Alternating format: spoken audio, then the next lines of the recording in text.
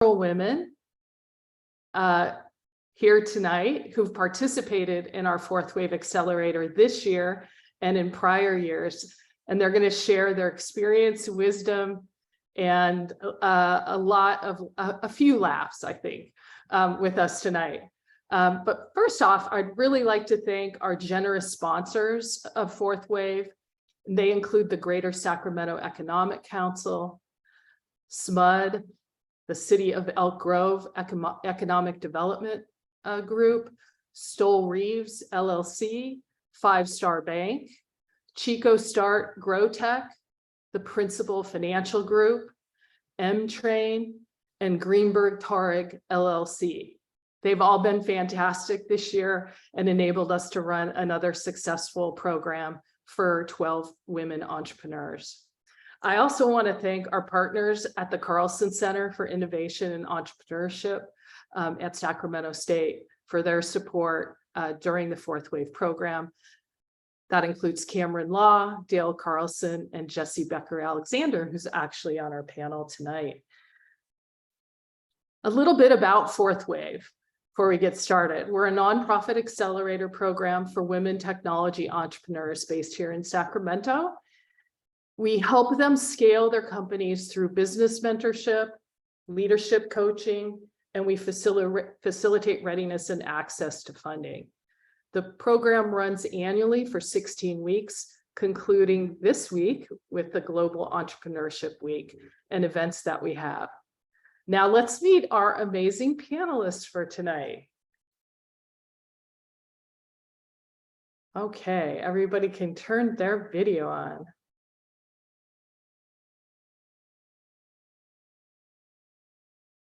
Welcome. Okay, we're gonna introduce ourselves for a couple minutes before we get started with some exciting conversation. All right. So first, Jesse, why don't you introduce yourself? Great. Hi. Oh, there we go. Hi, everyone. My name is Jesse Becker-Alexander. I am super pleased to be participating in this panel tonight. I have the pleasure of being an entrepreneur in residence at the Carlson Center at Sac State, which has allowed me to work closely with our wonderful FourthWave partner and all of the women here on this panel today. My background is in medical devices. I actually started a company called Elydia Health. At the time, it was called Impress Technologies. We rebranded to Elydia Health.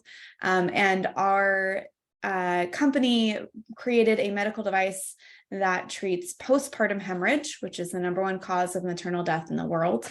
And one of the things that was really unique about how we approached our company is that we very much had a mission-driven vision for what we wanted to do with our technology. So while the burden for while postpartum hemorrhage is the #1 cause of maternal death in the world, the burden of mortality and morbidity is in low and middle income countries. So we wanted to ensure that our technology would be sold, of course, here in the US, EU, as is typical, but also in the places that needed interventions the most. So I co-founded that company back in 2011 and went through many different phases and ultimately was sold to Organon last year for $240 million. So that's me, and I'm really looking forward to talking with you all today. Hey, thank you so much for being here. And that's amazing, you know, literally saving lives every day through your entrepreneurial journey. So thanks for being here. Okay, Shelby, founder and CEO of Boomerang, please introduce yourself. Hi, everyone. I'm Shelby. I'm the founder and CEO of Boomerang. We are a reverse logistics software for fashion retailers. And with our platform, we enable fashion brands to eliminate textile waste and overproduction. We are focusing on the growing social e-commerce movement as seen on TikTok and YouTube, where young people are shopping in hauls in droves. So we help retailers manage the back-end process, which is often fragmented and costly, of processing returns in order for them to be resold. I'm super excited to be a part of this panel today and I am a Sacramento native. So I'm so glad to have Sacramento part of our go-to-market strategy. Thanks everyone for being here tonight. All right, Shelby is in our current cohort of 2022, and it's just finishing up. Thank you. All right, let's hear from Jackie Ramos. Jackie is the founder and CEO of Advanced Ag. Hi, and my experience working with FourthWave has been a wonderful experience, I must say. And with my journey, I have discovered myself in different levels of consciousness and personality to be able to give back forward in different ways for leading and inspiring other women. And with my experience with Advanced Ag, it's mostly focused, if you could imagine if plants could talk, what would they say? That would eliminate so much guessing with trying to care for plants. And so what we do is essentially eliminate that guesswork and know what plants are saying, essentially, by using data analytics to tell you exactly what plants need in an application, using smart hardware sensors. So that's essentially part of the journey I have with these wonderful ladies to collaborate and work with everyone here. And my passion grew, mostly it's multi-generational. I come from 10 generations of farming. And so it's just been something I want to help my community and make it better, especially in times where we need more sustainability and food security. Jackie, thanks so much. And thanks for being part of FourthWave this year. We've had so much fun getting to know you, getting to know your business and the amazing things you're doing. She's already got her technology deployed around the world, from Sacramento to around the world, and she's doing amazing things. So we're going to hear more from her about that tonight. Let's hear from Camille Richmond, who is our entrepreneur in residence this year and was in our 2020 cohort and is co-founder of Hamama. Thank you, Cheryl. Thanks for having me. Excited to be here. And it's been a pleasure being an EIR for the 2022 cohort. And I have had a almost 7-year experience now, starting and growing Hamama, which is an e-commerce company that offers a really easy home gardening solution. So my background is in mechanical engineering. I started in this space as a student at MIT, where I was building and operating much larger scale indoor controlled environment agriculture farms, and was so excited about the potential of indoor ag tech for both people and the planet, and wanted to repackage that tech into a really easy to use consumer product, and invented a new seed packaging, now patented, called the Seed Quilt, that automates the growing process for growing microgreens. And so we invented that product, we found our market, we figured out how to scale, and have since served over 150,000 customers in all 50 states all over the country. So in all seasons, indoor ag tech, yes. So that's us, excited to share more about my journey. Thanks all for being here. Oh, thank you. And thanks for making our program so successful. And I love those microgreens. They are a regular in our house. That's for sure. Check it out, hamama.com, for those who are looking for Christmas gifts. It's a good one. All right. Anna is founder and CEO of Scopy and is in our current cohort of 2022 at FourthWave. Yeah, thanks so much for having me. I am the founder and CEO of Scopy Medical, which is a medical device company, not a Christmas gift item. We do a diagnostic nasal endoscope. So these are antiquated medical imaging systems, which typically take up entire rooms and cost like hundreds of thousands of dollars. And through research at an optics lab at Stanford, we actually found a way to remove the need for a lot of that equipment and make a device that's really basically the size of an iPhone. So it allows us to really bring essential imaging for medical devices to screen for cancers, to accurately diagnose a bunch of conditions in the nasal cavity, to where care is actually happening for the first time instead of, really high resource urban centers. So I really came at it from a point of healthcare equity and access to healthcare. I'm a mechanical engineer and a healthcare economist. So a little bit about me. Thanks so much for having me. I'm excited to hear everybody's thoughts. Thanks, Anna. And yes, you are doing amazing things, from the Stanford Laser Lab to Scopy Medical, conquering the endoscope world. It was great to have you with us as well. Okay, let's get started with our discussion tonight. So the first question that I think most people always ask of entrepreneurs, and I'm always curious to hear about, what motivated you to get started? That, it always takes a big effort to get a company off the ground and to take the risk and to really put your hat into the ring. We have a late joiner to our panel who I definitely want to introduce just in time before we move to our first question. Carlonda McKinney, who was with our cohort last year, I believe it was 2021. Please introduce yourself. Carlonda is the founder and CEO of Bodify. Hello, everyone. It's really great to be here. Thank you so much. Carlonda McKinney, former FourthWaver, current FourthWave alumni. And so my startup is Bodify, and it's a predictive analytics tool that helps people find what brands to purchase when they're shopping for clothing online. And I apologize for my tardiness. It's one of those evenings I'm a couple hours ahead of you all, and basketball practice ran late. So not mine. I don't do basketball, my son, but yeah, great to be here. All right. Well, that's a great excuse, right? Basketball and your son. Okay, we are going to get to what has motivated you to get started. And I think since you just arrived, Carlonda, I am going to start with you. Sure. So what motivated me to get started? And I can answer this a couple of ways, but in Bodify specifically, it wasn't, my motivation wasn't like to save the world or anything like that. That's not where I started. It's kind of where I'm headed. But I launched Bodify specifically to solve a problem that I personally was experiencing.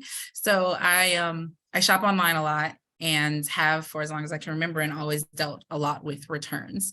And I tried a lot of the tools that are in existence that have been for a while, and none of them really solved the problem in an effective way for me. And so I started off really trying to, my motivation at the time was to figure out why the path that these other companies were on were not working. And I was gonna, fix it and ideally work for them. That was my plan at the time. But it led me down a different path, where I discovered that it really wasn't like an algorithmic fix. It was really like a shift in how they were approaching the problem altogether. And that to me seemed like a company to start. And I grew up in a very entrepreneurial family. My mother and father owned their own companies, so did my grandparents. And so it just sort of seemed, it was never a foreign thing to me to start a company, but they were more like traditional small businesses. So this obviously is a high growth tech startup. But yeah, that's what motivated me to get started, was to solve a problem that I was having. And it turns out lots and lots of people have the same problems. So. That's a really great story. And solving a problem is what it's all about. And really identifying with that problem is helpful. Hey, Camille, let's hear a little bit about your motivation and how you got started. Definitely. Yeah. So I shared a little in my intro of kind of starting in this space in general in more of an academic setting, in the lab setting.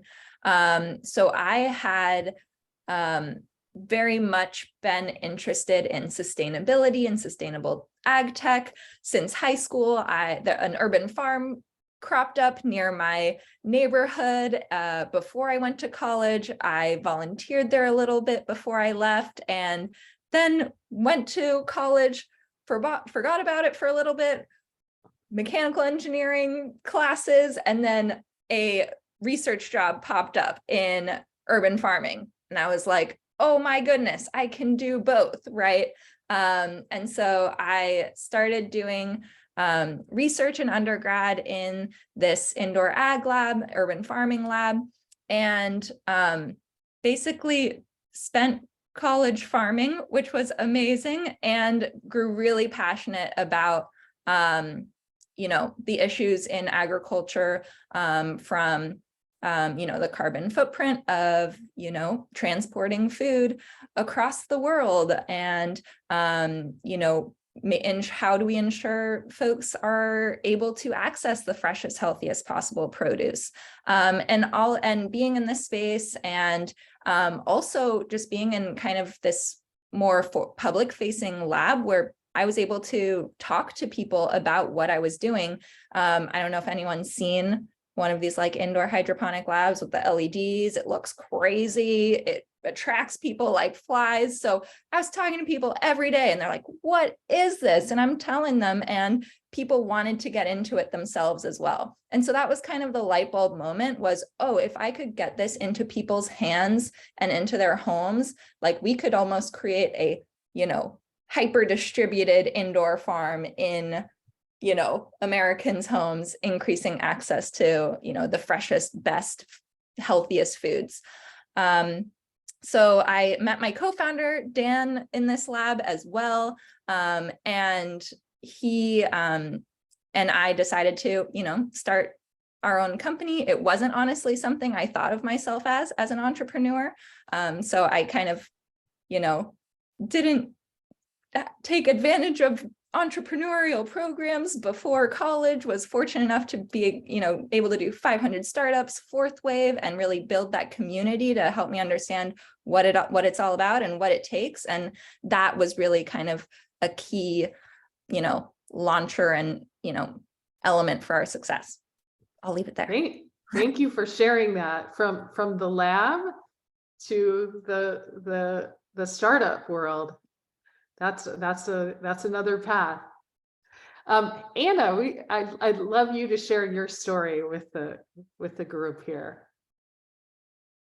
Yeah, I'm just thinking if Carlanda's came from a place of kind of need that she saw, and Camille's came from like excitement. I think mine probably came from anger more than anything else, is where the idea really stemmed from, because I just saw these old, huge, giant systems being sold for an immense amount of money, and they weren't kind of meeting the needs of most of the consumers. And I knew, being an engineer and just having read and have talked to a lot of people, that there was advances out there in image sensors, in manufacturing, that would allow us to improve this technology. And I think there's actually a lot of aggressive business strategy in medical specifically to stifle innovation and to keep these old cash cow products out there on the market. And I was like, all right, if no one's going to get out there and gonna just kind of fight through that stifling of innovation, that's going to help consumers and patients as much as providers, that's what we're going to do. And we have the resources, and we're fortunate to have that coming from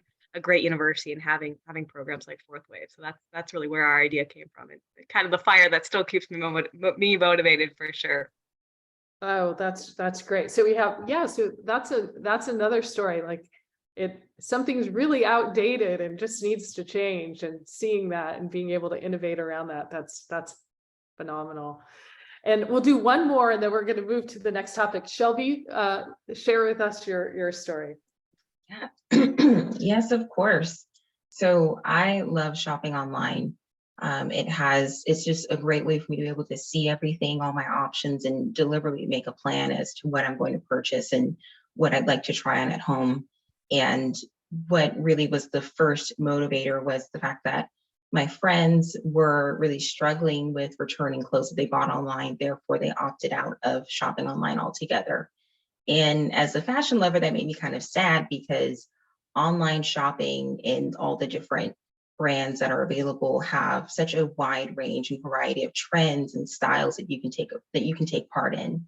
And I always see fashion as a way to be connected socially to your peers. It's a great way to start conversations. So they're always like, "Shel, this is so cool. Like you always have all these new clothes." And I'm like, "Yes." I also stay at USPS because I'm always dropping off what it is that I want to return. So I decided to come up with a solution of how can we make returning clothes easier so that way it can be easily accessible to purchase clothes that are in a wide variety of sizes and in a great variety of trends. So that way everyone can be part of the social economy. What I kept me going even with that was realizing that we needed to pivot from B2C to B2B. So taking that story about having a consumer in mind and then shifting it to meeting the needs of a large enterprise and learning that whole backstory as to like the legend of reverse logistics and return processing has been interesting and fun and exciting. And that keeps me going. Thanks. Thank you so much for sharing that. So you started it to help your friends. I love that. Yes. As well as spend less time at the post office. Oh, awesome. Okay, I'm going to move on to the next topic. And oh, by the way, to the audience, we are going to save some time for Q&A at the end. So feel free to put your questions in the chat and we'll get to those as we get further along in the discussion. So I'm going to go to Jesse, who's got a lot of experience having had an exit to start off this one. What were some of the key learnings that you had on your road to being a successful entrepreneur? That's a great question. And it's funny to be kind of set up that way as a successful entrepreneur, but I definitely think that one of my biggest learnings looking back is that some of, I think, the hardest times in our company from the early days all the way through were when we had some sort of friction with what we were trying to do with the company and what we truly saw as our mission or vision. And when we were able to identify that, first of all, and then correct it, everything seemed to flow much better from there. And that seems a little bit loosey-goosey, but I can give an example. For instance, early on, we were very much encouraged to raise traditional venture capital from investors who are very used to med device, which we did actually have a lot of individuals come in who are very used to med device. But at the end of the day, our greater mission of wanting to bring this technology to low and middle income countries was simply not really a good fit for a lot of those traditional funds. And we had to shift our strategy to target those who were truly aligned with that goal. It was easy in the moment to kind of say, you know, this investor really likes the concept of bringing our technology to an LMIC, but at the end of the day, when we were going to have to make some hard decisions later, it wasn't necessarily going to be a good fit. And as soon as we were able to consciously shift toward making everyday decisions in our business toward that mission and vision, we found the right partners, we found the right money, we were able to attract talent that was completely aligned and grow our talented company. And everything from there flowed much more easily, I think. And it's easy to say that. And I think looking back, it was really hard to do, but it was definitely worth it. I think that's my biggest thing, is make sure you're aligned with where you truly want to go. That's a great story. And I think we all have seen that journey of different companies and been on that journey where you're going one direction and then suddenly the road you need to go is yet another direction, but making that turn is really important. Okay, let's hear from Jackie. Share with us what some of your key learnings have been as you've launched and grown your product and company. What better way to share with my experience with FourthWave? I will say personally, I've learned on my entrepreneur journey through growth is to be genuine. Don't compromise your values or who you are as a person, and be a leader in your industry, and don't be apologetic for it. That's been a hard challenge for me from the start, because you want to be compassionate, empathetic, and understanding, but sometimes there's a place for that. And there's other places where it's like, you know what, I'm going to leave an impact. I'm going to make a difference. And it might shake the table a little bit.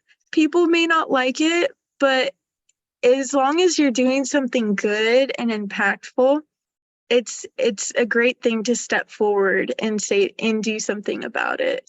That has been a big personal development is to be brave and try to be more of a powerhouse, not just for yourself, but around the people who may be timid around you, even your team, because as you do that, it shows leadership. And that will actually inspire your team to be a little more brave, to be more daring and do more. And I think that is huge with the entrepreneur spirit is that part specifically. Thank you so much for sharing that. I love it. You're a powerhouse for sure. Oh my goodness. Okay, I'm going to move on to another topic because I've got several that I want to hear from you all on. And you started to touch on it, Jackie, which is talking about leadership and culture building. I'd really like to hear a little bit about your experience with, Jackie gave a good example, but your experience with leadership and culture building, and some of the takeaways, maybe even some of the harder stories that you've experienced. So I'm gonna, Camille, maybe you can start us off with a little bit about that. Sure, I'd be happy to.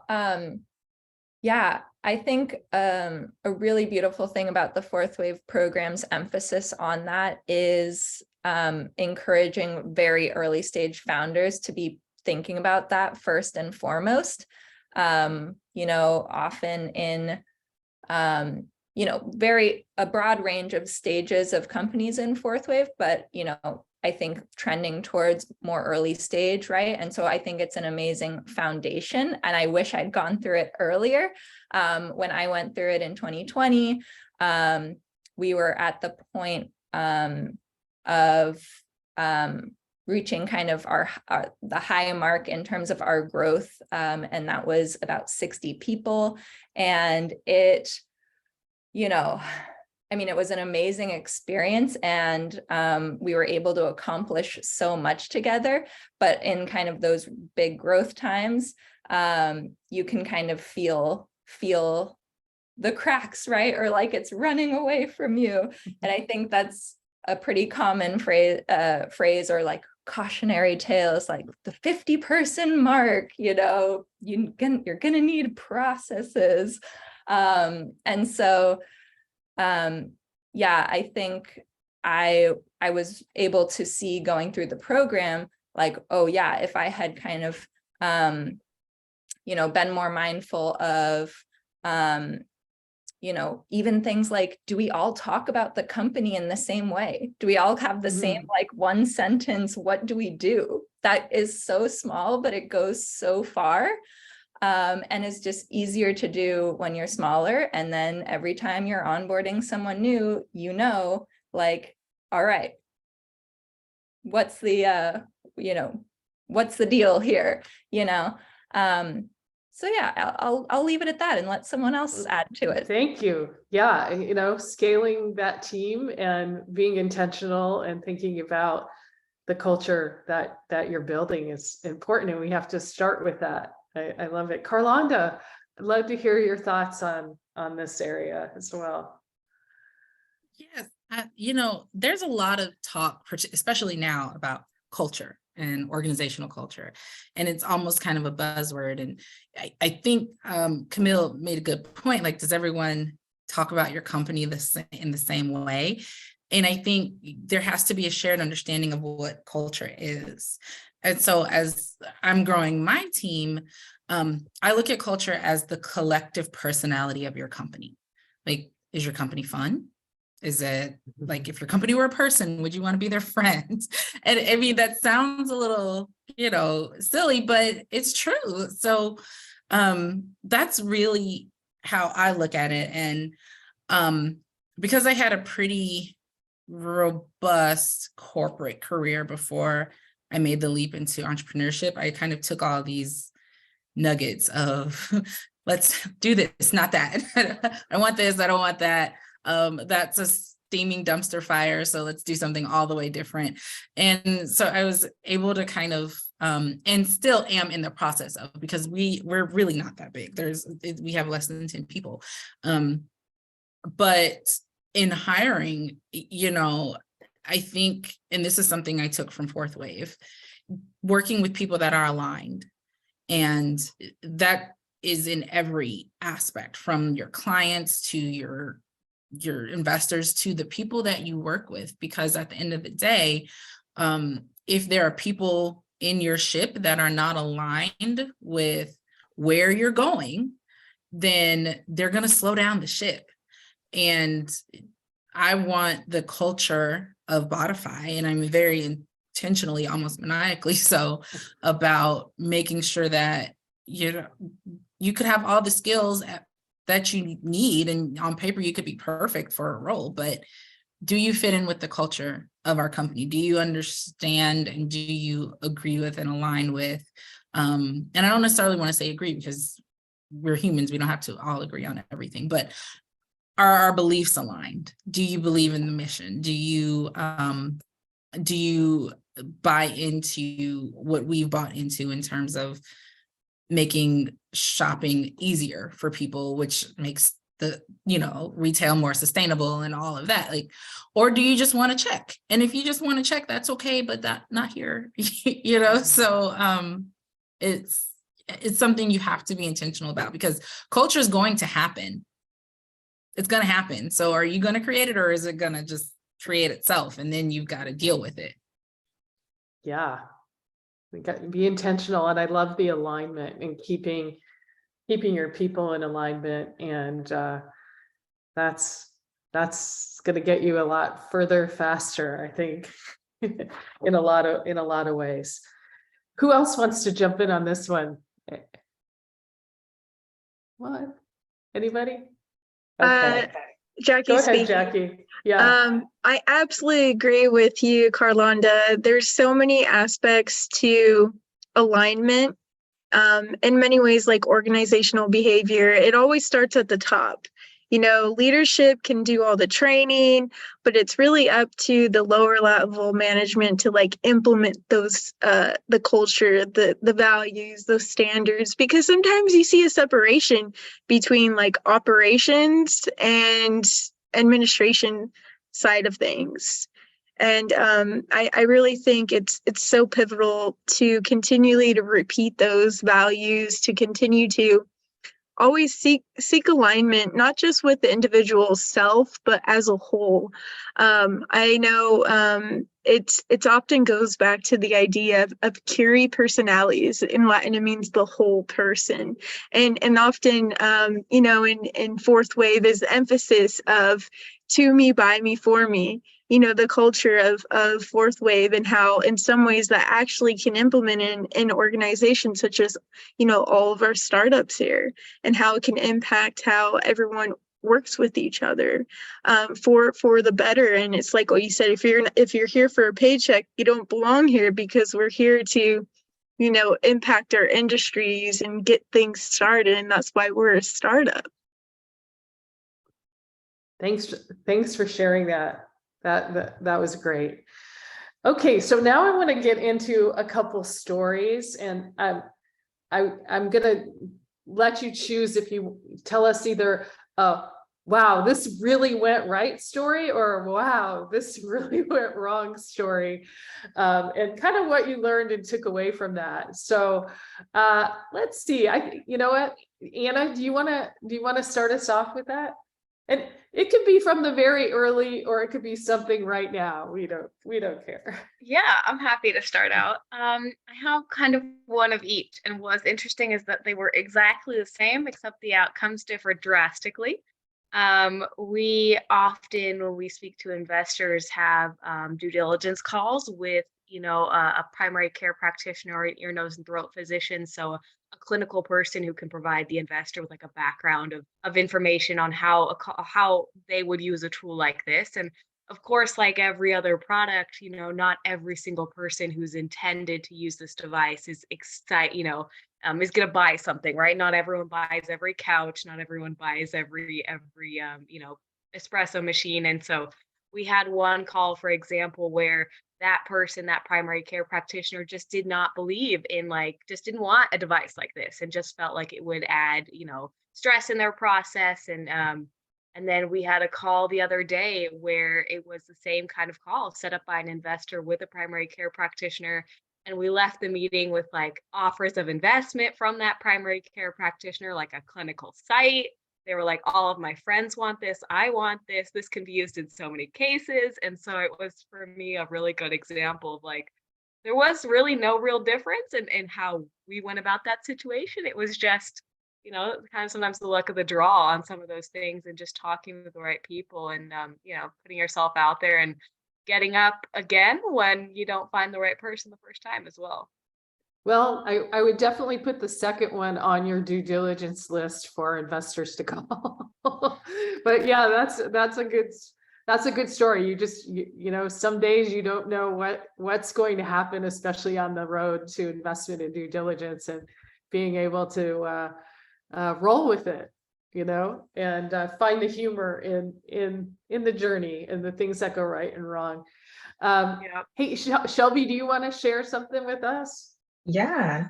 So this is something that was back early, in our journey, as far as being B2B salesmen and women, and beginning our sales pipeline, talking with direct consumer fashion brands and even larger retailers. And I used to have this strategy that quickly I let go of where I would have a list of questions in my notebook about, so what's your return rate? So what's the average value of the return? And I'm thinking I'm being very diligent and, very organized. But on the other end of that, if I'm talking with the, CFO or the CEO of a fashion brand, they may take that as oh my goodness, she's investigating me. What's wrong? Everyone's has a heightened sense of urgency around sustainability and what their practices are on the back end. So I, learned the hard way that in the very beginning, fortunately, that isn't how you necessarily want to approach the conversation and begin building a relationship, building trust with someone that you want to use your services and your software. So now that we have our CTO on board, and after just my own learnings and him bringing his own empathy and set of questions and life experiences, we can go into those calls together and really start to build a rapport with people about what their own experiences are regarding fashion, and what their challenges are, and how they see the challenges of their business, and where our service fits within, and making it a much more quality experience for both parties, because we just kind of sit back, listen, interject questions when needed, and really learn to glean from their worldview and their perspective in order to continue to have conversations with them and build a business relationship. So that's something where I remember getting off that first phone call where I was like, oh my God, the world is ending, to now feeling very empowered going into calls and not having to feel as strict and uptight, and being very relaxed and bringing my personality. So that's exciting. Oh my gosh, thank you for sharing that. And that is what every entrepreneur needs to do. You embodied that so well. The ability to learn and react and change and grow with it and get better, and with your teammate as well. So that's a great story. Jessie, I'm gonna jump over to you to hear one of your stories. Sure. I'll share a story that felt like the depths at the time. So along with several other med device co-founders, were invited to this lunch with a angel group. Will go unnamed, with this angel group. And we all got the chance to kind of quickly and formally introduce ourselves and what we were working on around the table. And then the idea was that this group of angels would kind of split up based on what they were interested on, and we'd all do breakout sessions following the lunch. And so I pitched as I normally did, and after lunch, I went to the breakout room where all of these angel investors were going to come meet me. And instead, the head of the angel group came into our room alone and said, I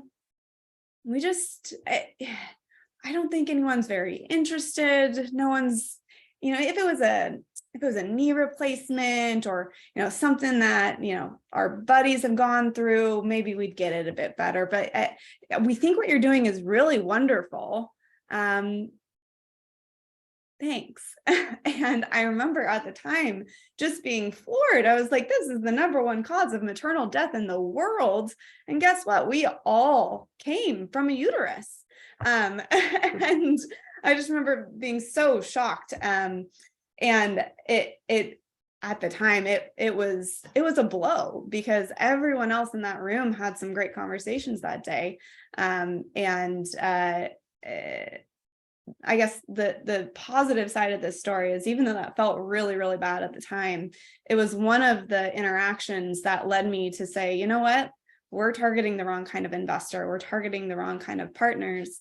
And I was able to have a couple of good conversations with other potential investors that further confirmed, like, you know what, we're focusing on the wrong people, and the right people are out there. So let's not waste our time, their time or ours, on trying to find a match where there's just not going to be one.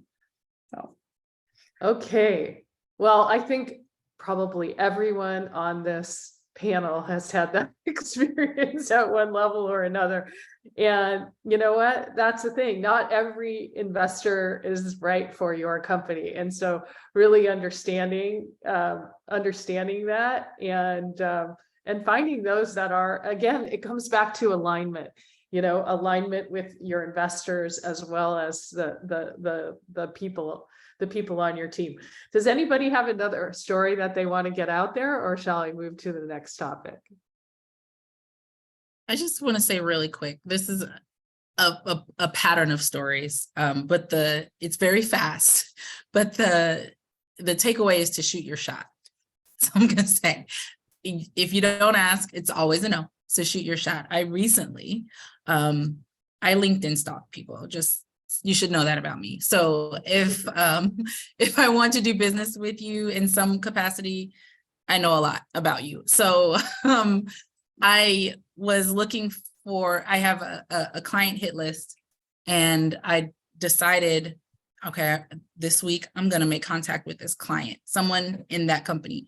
And I LinkedIn stalked this company. And anyway, I cold messaged a very higher up, and it took her like 6 days, and she wrote back. She's like, yeah, send me your I'd love to hear more about your company. Here's my email address, send me your thing. And I was floored, because I halfway didn't expect her to write me back, right?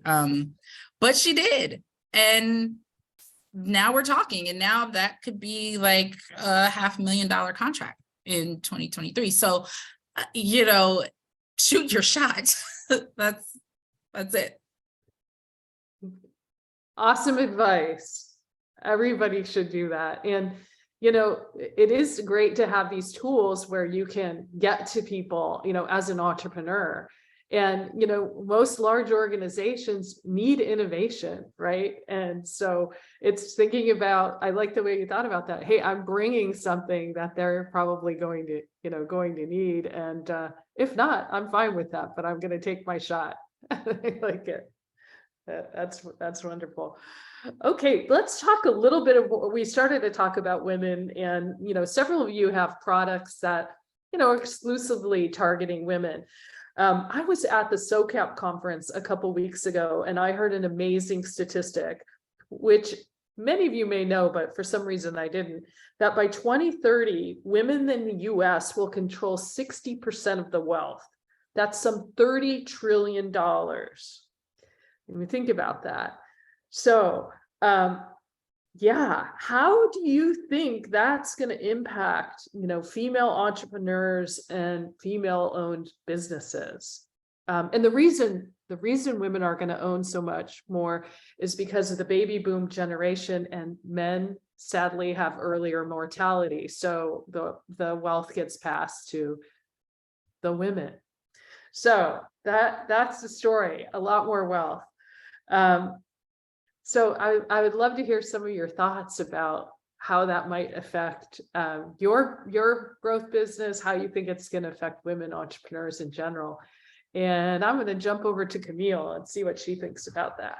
All right. Bright future ahead. I think it really means that the, you know, with a more equal proportion of companies will be funded, will be supported through consumer spending dollars. More and more diverse ideas will be supported. I think also it'll be a rising tide too, like you know, maybe Jessie will never have that experience again if she, you know, builds another company targeted at maternal health. But I think also it points to a future, right? I think in general, consumers are wanting to use their dollars to support people too. And so I think, you know, we have people cognizant of, you know, spending local, spending with Black businesses, spending with women-owned businesses, right? And so I think that just means more of that and more success for women entrepreneurs as well. I have a business that is like 90% women customers. And I think also, you know, I, you know, have been able to build the business as a, you know, I don't know, I feel like being a female founder in and running a company that's serving mostly a female population is a huge strength too, and a strength to my business, a strength to you know, the potential outcomes of my business. And I think there's data that already shows, like, you know, female founded businesses outperforming you know, non-female founded businesses. So I'll leave it at that and see if anyone else has other contributions.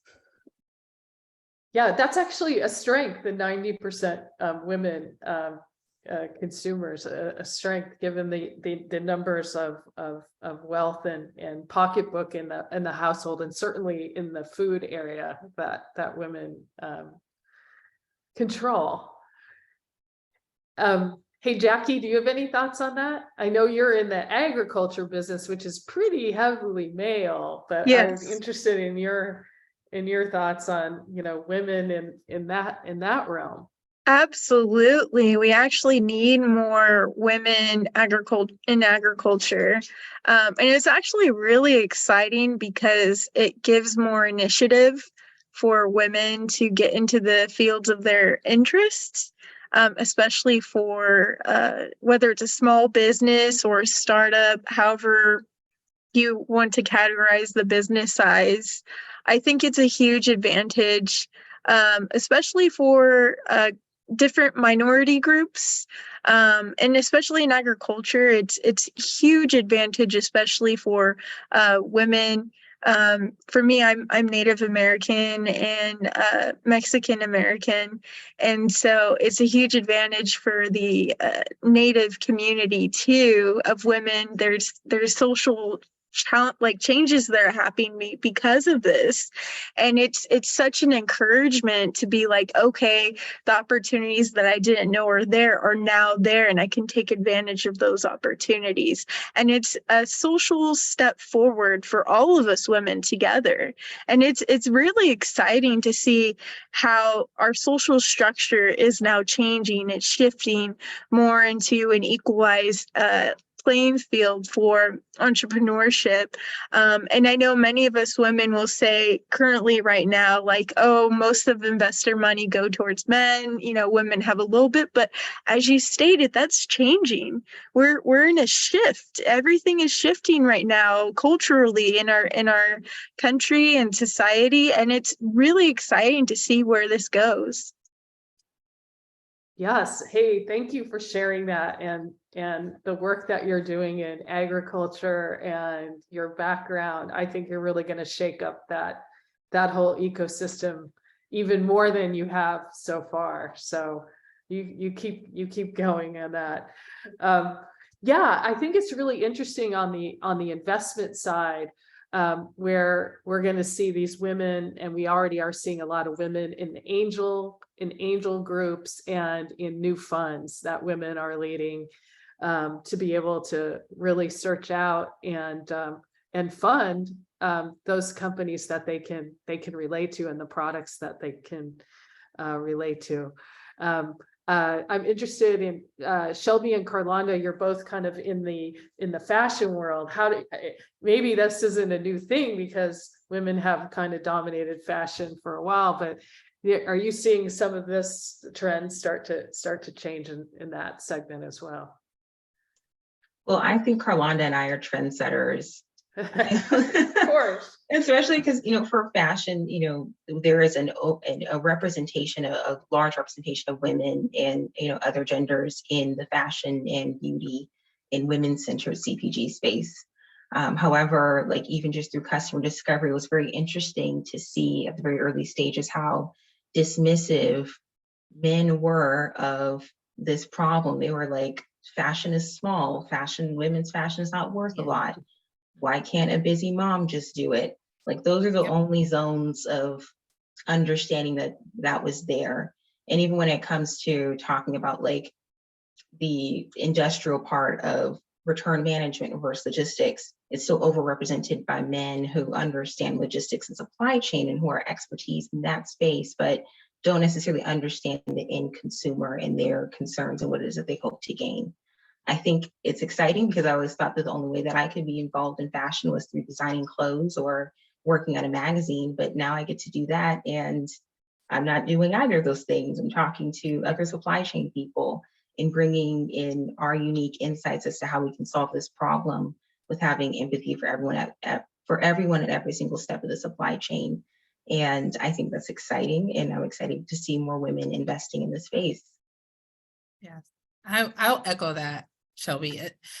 And to your question, Cheryl, about women controlling not just the consumer side more, but more wealth means that there will be more women sitting on the other side of our pitches, our deck handouts and things like that.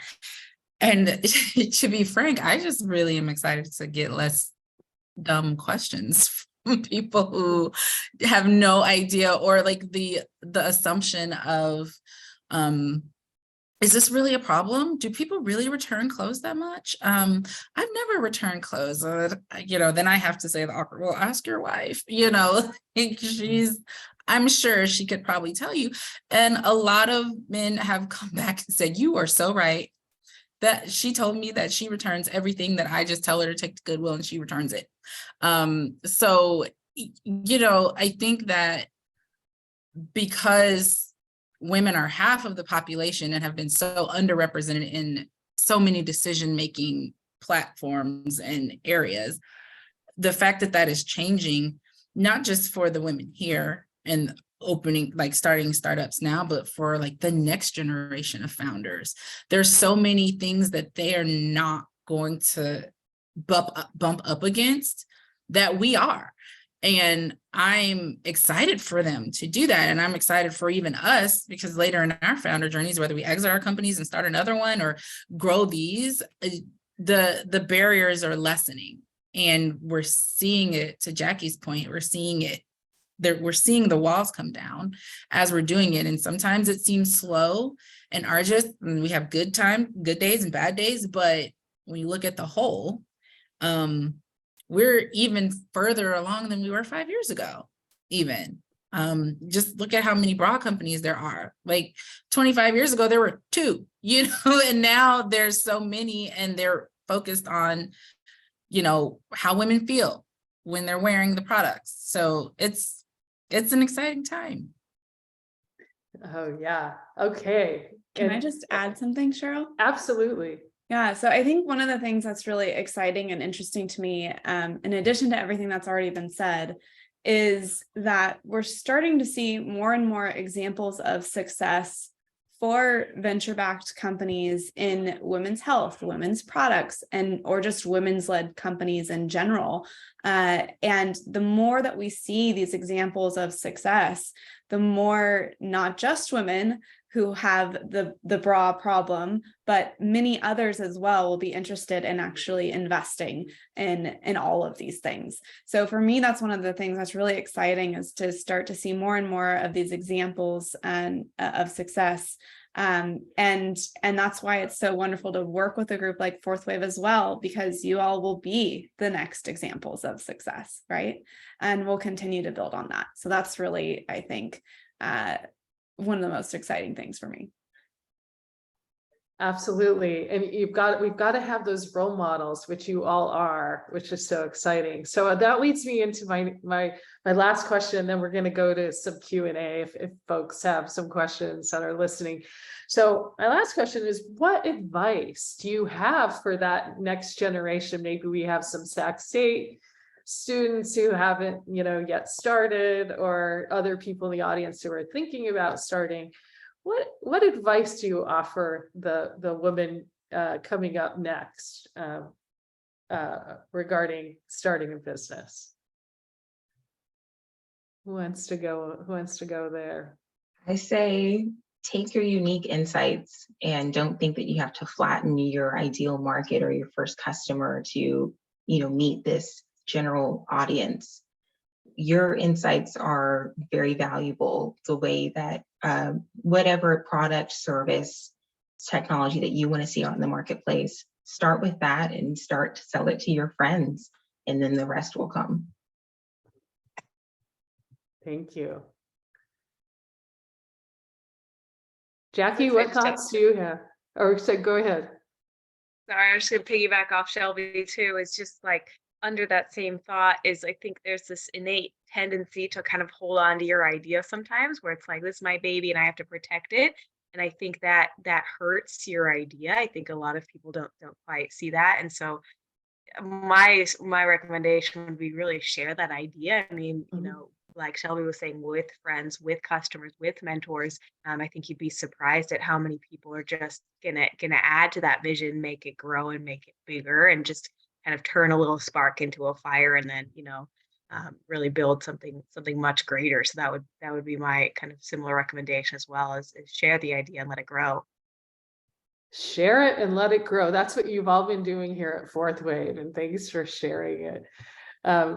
Let's see, Jackie, I was going to ask you, what thoughts do you have for the next generation of women coming up starting companies? Number one, I would say, as I said before, be yourself. As I've learned in FourthWave, just rediscovering yourself in different ways mocks the image of what your business will become.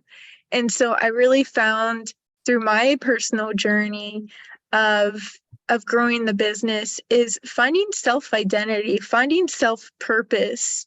What is the best way you have an impact? And if you go along those lines and let wisdom be your guide, it will direct you to something you never could imagine that you would be doing. And I would say that is the best direction in doing anything. Because I know when I started, I was like, okay, I know I'm supposed to be an entrepreneur. I have no idea what business I'm going to do, but I'm just going to go through a bucket list and find myself. And I did that. And it led me back to my family roots, my passion, where I like to help people and purpose. And I always found that if you go along back to your roots, back to your foundation, you'll find yourself and your passion, and it will lead you. Wow. Okay. I think everybody's going to want what you have in there, Jackie, a passion and your roots, and you found your path. And I know you're building an amazing, amazing company because of that. So yes. So congrats. Who else? Anybody else have some words of wisdom for the next entrepreneur, our next FourthWave entrepreneurs?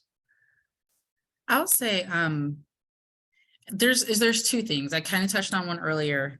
Alignment. I wish I had known more about the concept of alignment when I started, so that I wasn't beating my head against things that were never really meant for me, or wasting time and energy trying to fit into something that I was not supposed to fit into. At the time, you know, things change and might fit into it later, but at the time it wasn't for me. And I wish I didn't spend my time in that way. Also, you know, the concept of consciousness, which I learned so much about last year during my time in FourthWave. I mean, the book, The 15 Commitments of Conscious Leadership, I recommend everyone everywhere read that book at least twice a year and take notes, because it changed so much about myself, me as a founder, me as a leader, me as a mom, me as a sibling, a daughter, a friend, like the above the line, below the line, and just knowing like what you think on expands. So if you're thinking on, I'm never going to raise this money. Oh, only 2 women out of 10,000 get funding. Then that will be.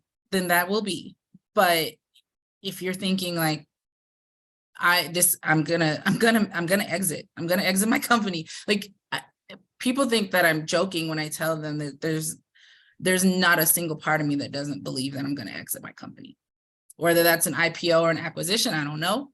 But there isn't a single part of me that doesn't believe that that will be true, and not 20 years from now. So, and things are lining up that way. And I can always tell when my thoughts are going south, because things start going south in my life. So what you think on expands, and intentionality is key, and work with aligned people in every area of your life. Thank you for that. That is wisdom. For those who are attending, we work with some great coaches from the Conscious Leadership Group, and their best-selling book is The 15 Commitments of Conscious Leaders, and you can get it on Amazon. So there's a little plug for them, and there's some great learnings in there. And Carlanda, thank you for sharing. Any other words of wisdom? Okay, do we have any questions? Let's see. I don't see any questions. They're in the Q&A, Cheryl. Okay. Yeah. There you go. That's where you went. Okay. Oh, Jesse, go ahead and read out the questions. Sure. There's the first one here is specific to me, so I'll just read that for Jesse. Oh, okay. Great. If you had co-founders, did you always align on the mission vision? What would you have done if you didn't agree? AKA, one wants the notoriety of a traditional VC, one is more mission driven. That's a good question. I do have a co-founder. His name's Nathan Bear, and he's wonderful. And thankfully, we were always aligned on that mission and vision. We didn't always agree on how we were going to get there, but we were always aligned in terms of where we wanted the company to go. And I think that if we weren't, that would have been a problem for sure. And however, we did have team members at different times, or maybe even a board member here and there who wasn't aligned, and that created a lot of conflict. And we had to face that head on, which was very difficult. But once we did face that head on, it again, as Cheryl says, ease and flow from there. Okay, I'll get the second one. And this is for anybody. How do you deal with burnout? Is anyone here a mom? And if so, how do you balance? Anybody want to take that one? I know a few of you are moms. Or you don't have to be a mom, just talk about how you deal with burnout. Balance. Oh, I'm working on that. Honestly, I'm still working on that. Someone in the comments said, yes, single mom CEO burnout. Yeah. Single mom CEO burnout. I'm working on it. And it's a thing, it's every day. You have to be, I had to start scheduling time to do nothing. And the fact that it was on my calendar and scheduled gave me less anxiety about doing nothing.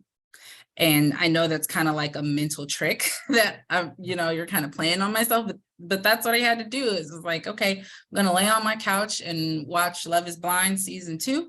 And I'm going to do it for an hour straight. And because I have it on my calendar, I'm not taking time away from anything else that I should be doing. And, and that's what works for me. That's just kind of my hack. I have to schedule in me time. Thank you for saying that, because if you don't take time to support yourself, you are not going to be able to support your family, your companies, and your employees and customers. And you first have to take care of yourself. So thank you so much for sharing your priority and how you do it, your hack. Who else has some thoughts on burnout and family balancing? I have to say, I'm not a mom, but I am doing family planning, and that is a lot of work in different ways. And sometimes I like to say my husband is my child, just to joke about it there. But I literally had to set boundaries. Having a startup is like 80 hours a week, nonstop. It is so hard to turn off your phone and computer and just walk away. It is very difficult because you're thinking, oh, I have to do the next thing. And it feels so rewarding to get stuff off of your list. But then it just gets to a point where you start forgetting to eat. You forgot to go to the bathroom. You forgot to do different things. And it's like, hold up. I got to take a step back, take 10 minutes to breathe to myself, and mentally write a list of the things that I want to do for myself, along with the things that I need to do. So the things I've learned for myself is I reward myself. If I did something good, I'll do something for myself because I did something good. So I found that's a really good balance. I know it doesn't work for everyone, but then another thing I learned is creating a schedule where you work from however your schedule is, make it like 8 to 5, 8 to 7 with your startup, and just turn off that phone, turn off that computer. It's very hard not to, because it is so important to spend time with family. I had to force myself to not work on the weekends, and is the most difficult thing to like not do. And I would say it's probably the best thing, because right Monday morning, bright, fresh, got a lot of energy just going at it. And that way you have time for your family, and then you have time for your work. Because as soon as I shut off my computer and my husband walks into the door and I have family and my niece and nephews are running around everywhere, that means work is done and I just got to focus on them, because those relationships are more important than anything. And I've learned through the toughest years that family comes first, your health comes first, and all those things will follow. And it helps, especially if you have a team. And if you don't have a team, it's really good to strategize on how you manage your time. And that's easier said than done. It takes a lot of trial and error to figure out what works. Setting the boundaries. I like that. That's an important skill and learning. Okay, we have I think a pretty important question that came in. Can someone describe an experience where they had to face discrimination as a woman and how they were able to overcome it?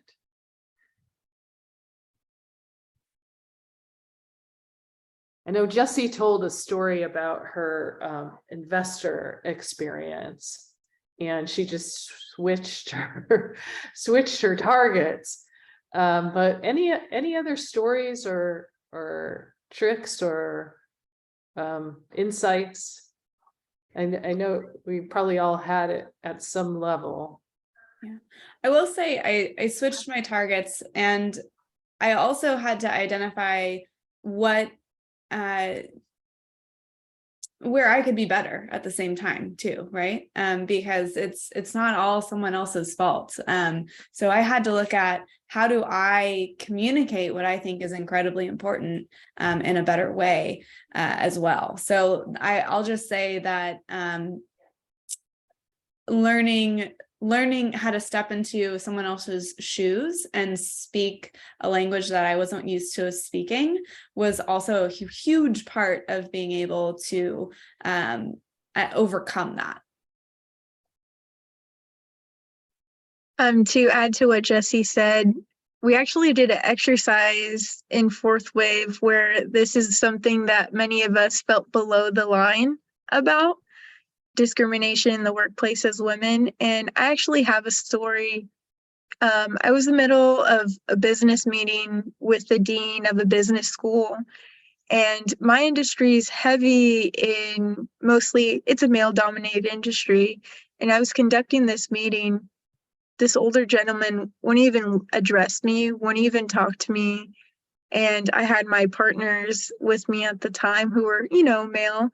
And towards the end of the meeting, I ended up shaking his hand, looking him straight in the eye, and just said, thank you. And my partners acknowledged the situation that happened, and we discussed it, and we re-strategized, and we realized, you know what, this is something that felt, it didn't feel good. But then there's the part where it's like, what can I do to be above the line?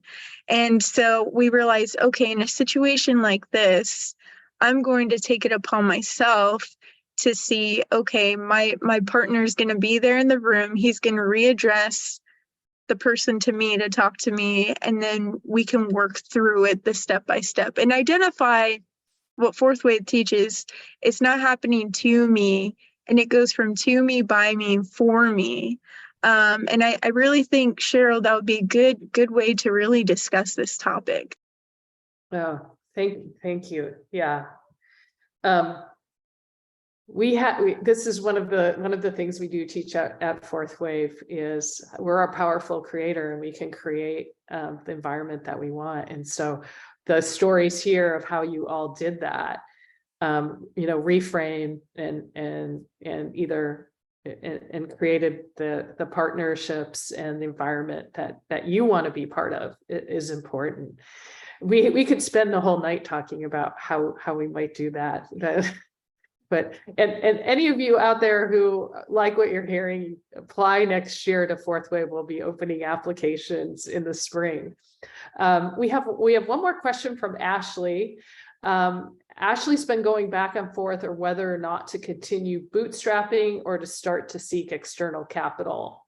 What advice would you have for someone in this position?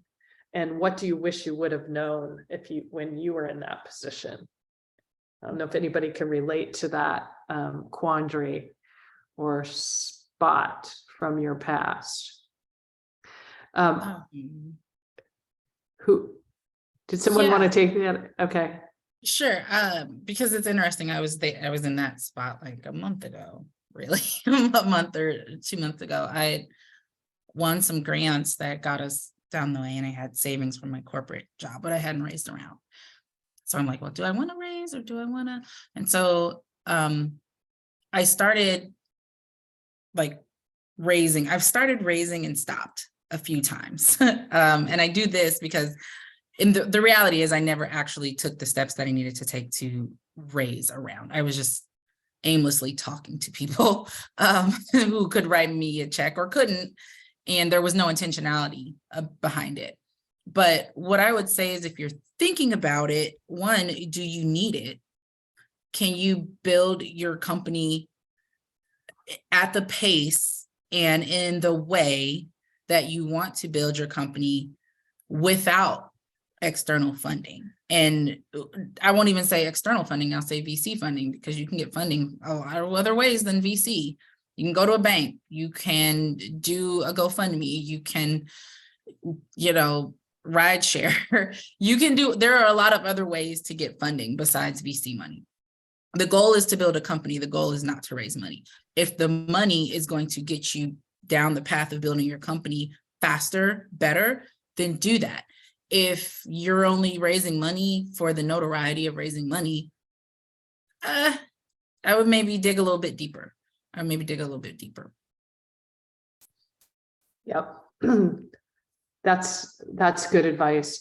And, I think you really have to understand like Carlanda said, the purpose, the intent of raising the money, and then kind of the milestones of where that money will get you and what the value of the company is going to be, because you'll have an investor on board who's looking to grow the return. Usually, not all investors, some investors invest for other reasons, but might be looking to grow the return. And so you have to really think about that and how that's going to happen. And as Carlanda mentioned, there are a number of different sources of financing, from not just bootstrapping, but grants and other programs. I know the SBC has a lot of programs, and certainly at the Carlson Center, they know people who connect you with those groups as well. So it's a complicated question, kind of individual. Anybody else have any thoughts for Ashley on that one? Okay. All right. I would maybe add quickly that, I think sometimes an investor can really add a huge amount to your team as well, because they're in the same, all of a sudden you've tied people on the same boat, right? Whereas this company fails, neither of you have benefited in any way. So now you have another person who's 110% on your team. In some cases, I think that's probably more likely with angels, and probably more likely if you've really done a lot of due diligence and kind of worked with them closely. But I think a lot of people think about it as giving away equity, and that is certainly what you're doing, but you're also adding someone to your team in a way. And so, I wouldn't totally think about it. And I would consider that as they're oftentimes adding a lot. We've had some investors add a lot to our team. All right. Well, with that, we are going to wrap up for tonight. And I want to thank all of you for sharing really your experience, your journey, your ups, your downs, and your experience with FourthWave. And thank you all who participated tonight, and have a great rest of your evening. Thanks, everyone. Good night.